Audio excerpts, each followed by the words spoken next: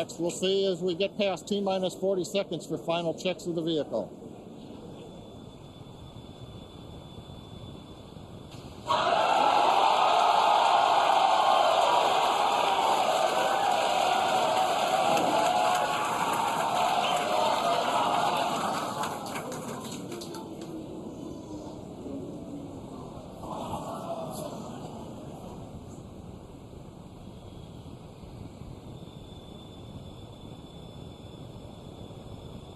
Okay, you can see the clock is recycled. Flight director has called a hold. We are recycling. For the moment, we'll see where they move the clock back to. They could hold at T-minus 40 seconds. They could go to an earlier point. Give us a minute to listen into the nets, and we'll see if we can get you more information to share.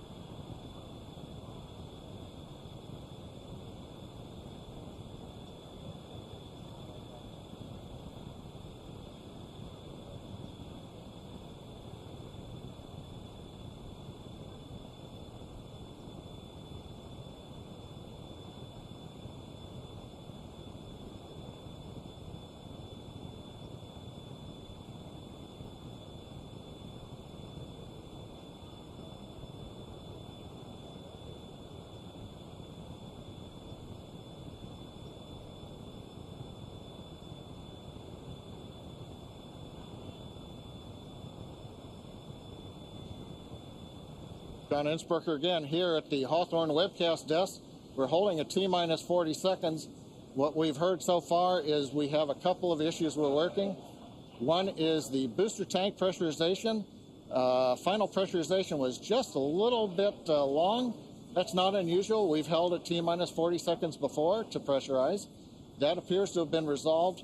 At the same time on the second stage, they're working some final purging. We should know very shortly if that is cleared and if we'll continue the countdown. Everyone, especially that person, is excited to keep going. Like John said, we should know shortly if we are able to continue. But as we mentioned before, we are able to hold up to 15 minutes and still be able to lift off today. Yeah, on Falcon 9, it's a little bit different. Once we start propellant loading, we pretty much have to go at the targeted time. Otherwise, the propellants can warm up, and we may not have the performance for that particular mission profile. It's a little bit different on Starship. Folks, if I can interrupt, yeah, it looks like they're clearing all the flags, and we're going to release at T-minus 40 seconds. That is amazing news. Amazing. Team working quickly through their issues on first and second stages. And I'm sure all of the rehearsals and simulations that they've been doing have prepared them to evaluate this data quickly to try to get us in for today's launch attempt. For those of you just joining, we have a brief hold at the T-minus 40 second mark. The team is resolving one issue with the bleed purge on the Stage 2 Raptors. Like John just said, the teams are quickly working that, and it looks like the flags are being cleared as we speak. So we should be able to resume the launch countdown any moment now. And it's worth noting on Starship that once we resume the countdown, it restarts from the 40-second period, and then we keep going unless another condition pops up. So stick around because Starship could be going here real soon. Don't walk away, that's for sure. Amazing views here coming to us from Starbase, Texas. Cheering before we start again.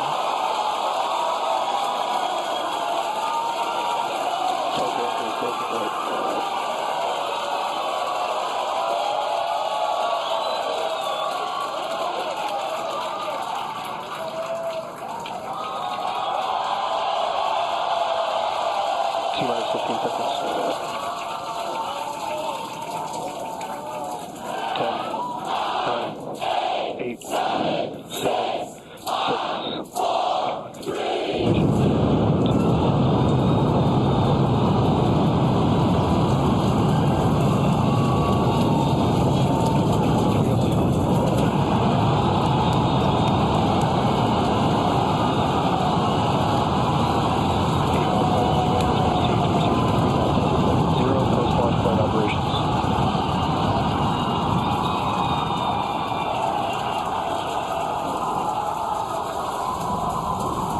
booster upper chamber pressure is nominal.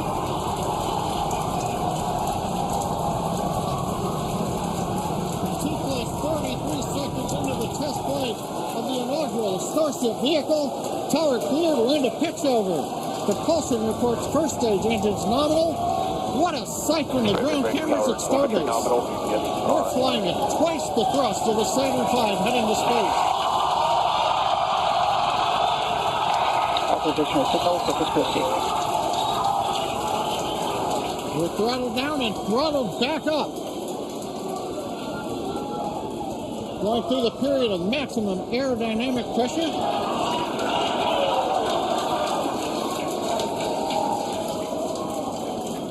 As the velocity increases, the density of the atmosphere is decreasing, Max Q. lessening stress on the vehicle. The call out, max Q now.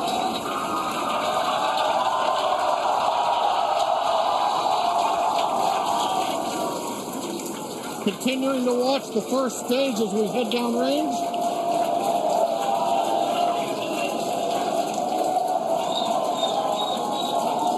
"100 seconds into flight. Our next major activity is going to be shutdown of the first stage. Houston tracking station now acquiring the vehicle. With shutdown, we will get separation of Starship from Super Heavy and ignition of the Starship engines. When Starship separates, we light up 6 engines in a staggered sequence. And if all goes well, those 6 engines will burn for almost 6.5 minutes. Onboard view from Starship. And there's views of the Raptor engines on the second stage as we prepare for stage separation. Now, after stage separation, the first stage will flip and begin a boost back maneuver for landing in the Gulf.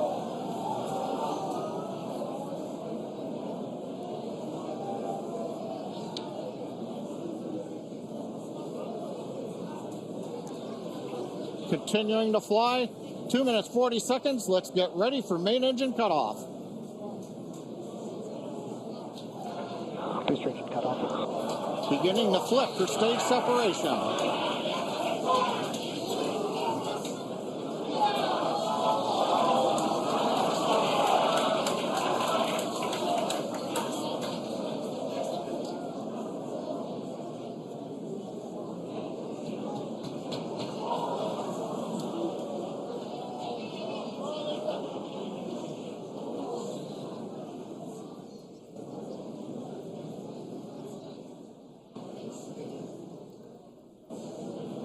As of right now, we are awaiting stage separation,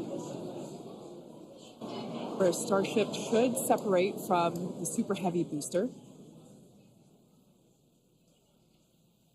Yeah, Kate, right now it looks like we saw the start of the flip, but obviously we're seeing from the ground cameras the entire Starship stack continuing to rotate. We should have had separation by now.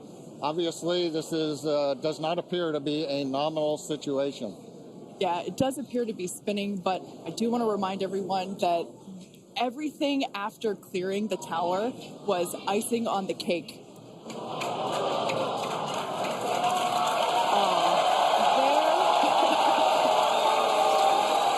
And there, as you saw, as we promised, an exciting end to the Starship inaugural integrated test flight.